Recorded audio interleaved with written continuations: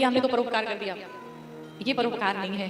परोपकार का अगर सच्चा अर्थ पूछा जाए तो परोपकार वो है जिस व्यक्ति को आप जानते तक नहीं है, उससे आपकी कोई पहचान नहीं है, और फिर भी आप अगर उसकी सहायता करते हैं, उसकी मदद करते हैं, आपको पता है कि इसके बदले में मुझे कुछ भी नहीं मिलने वाला है, कोई स्वार्थ नहीं है। क्योंकि इस संसार में जब भी हम सामने वाले के लिए कुछ भी करते हैं तो हमारी ये एक्सपेक्टेशन होती है, हमारी ये इच्छाएं होती है कि बदले में हमें भी कुछ मिलेगा,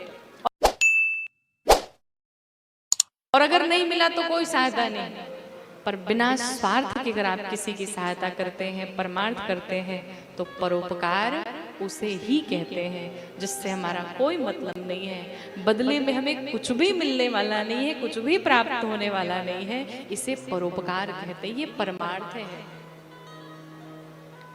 जीवन में ऐसा स्वभाव बनाया जाए कि भगवान ने हमें जिस भी योग्य बनाया है, हमें थोड़ा बहुत सहयोग निश्चित रूप से अपने जीवन में करते रहना चाहिए। और गया सुर के इस पावन चरित्र को श्रवण करके निश्चित रूप से ये भाव तो मन में आना ही चाहिए। पर हम इतने कठोर बन गए हैं कि सामने कोई रो रहा हो, चिल्ला रहा हो, बिलख रहा हो, तो हम उसकी सहायता नहीं करते, पहले रील बनाना शुरू करते हैं।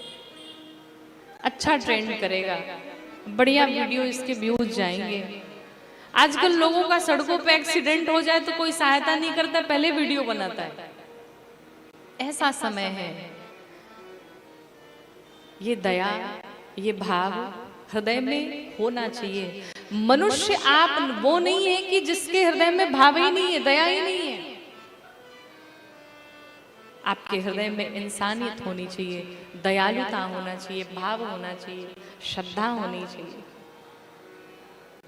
ऐसा गया सुर का ये पावन चरित्र और गया की ये पावन पवित्र भूमि, जिस पर हम लोग बैठ करके भगवान श्रीमद नारायण की, श्रीमद भागवत महापुराण की कथा श्रवण कर रहे हैं।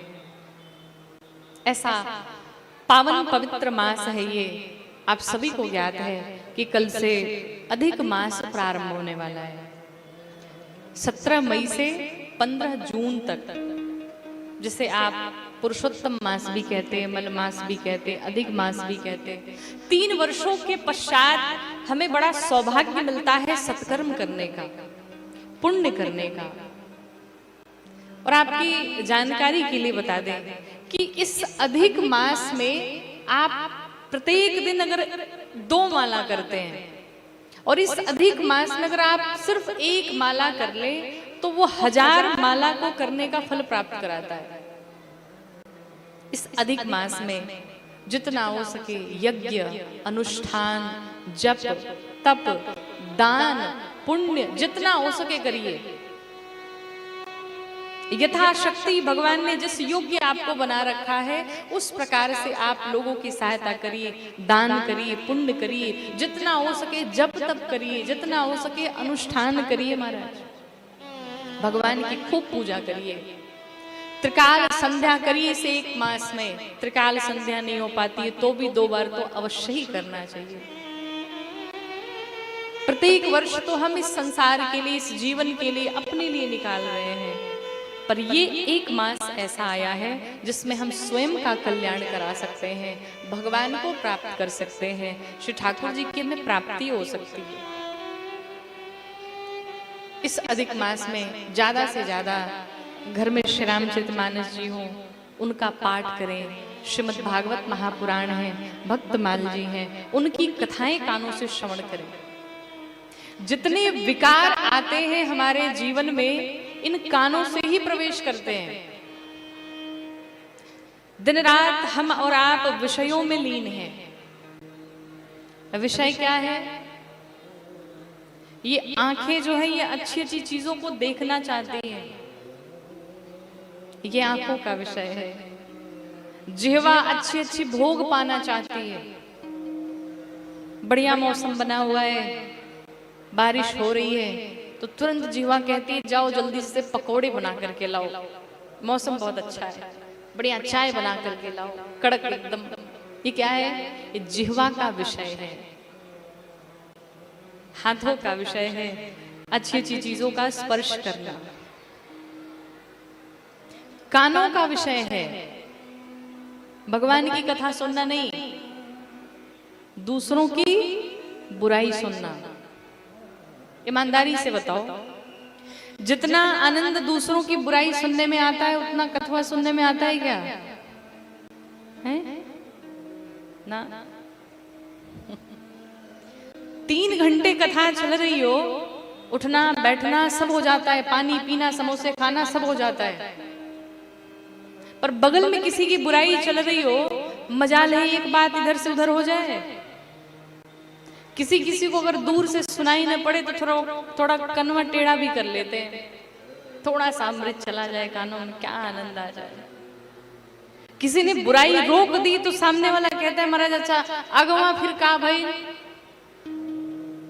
जानने की इतनी लालसा रहती है, इतनी इच्छा रहती है कि हमारा मन लगा रहता है दूसरों की बुराई सुनने में, पूरी रात निकल जाए पता नहीं चलेगा। पर जहां पर हमें ध्यान देना चाहिए, जिन कानों को भगवान की कथा श्रवण करनी चाहिए, उन कानों में हम कचड़ा भरे जा रहे हैं। ये हृदय एक मंदिर है, इस हृदय में श्री ठाकुर जी आकर के बैठते हैं। अब वो आपके ऊपर डिपेंड करता है कि आप किसे बैठा रहे हैं, विकारों को बिठा रहे हैं कि भगवान नारायण को बिठा रहे हैं।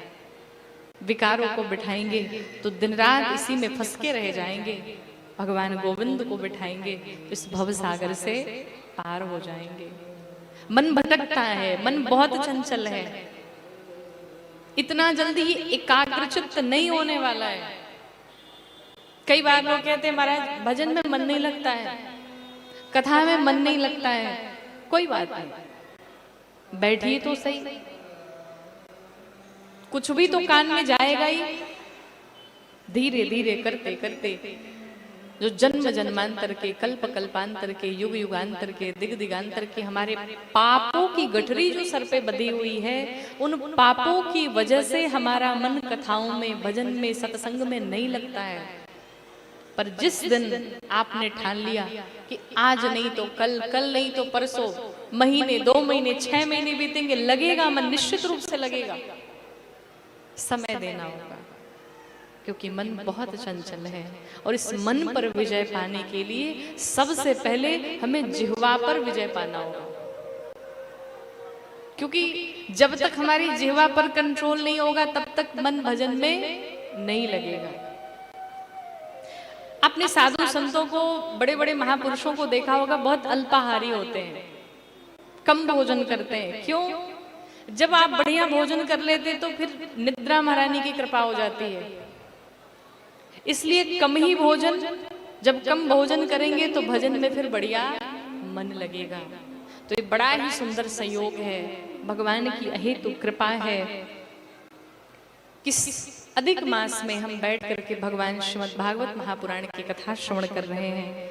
इस अधिक मास में गौ माता की खूब सेवा करें, गौ माता को खूब चारा दें, क्योंकि गौ माता में ही 33 कोटि की देवी देवता वास करते हैं। उनकी सेवा जिन्होंने कर ली, आपको समस्त देवी देवताओं की सेवा करने का फल प्राप्त हो जाता है।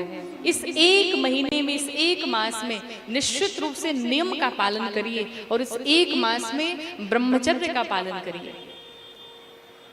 निश्चित रूप से सभी को ब्रह्मचर्य का पालन करना चाहिए, स्त्री पुरुष को संग नहीं करना चाहिए। इस एक मास में, अधिक मास में जितना हो सके भगवान का भजन करिए, भगवान का कीर्तन करिए। और भजन का, कीर्तन करने का, जब तक करने का कोई समय नहीं होता है। कई बार लोगों को ऐसा लगता है कि सुबह हमने स्नान किया और पूजा कर ली, धूप बत्ती दिखा लिया, हो गया, अब फिर शाम में करेंगे। ऐसा नहीं है, ये नियम उसके लिए बनाए गए जो कभी नहीं करता। चलो भाई तुम्हारे लिए टाइम निर्धारित कर दिया गया, इसी में कर लो। पर जो भक्त होते हैं, उन भक्तों के लिए कोई समय नहीं होता है। भक्तों का हर क्षण, हर पल भगवान का होता है, गोविंद का होता है, श्री ठाकुर जी का होता है। बोलो भक्तवत्सल भगवान की।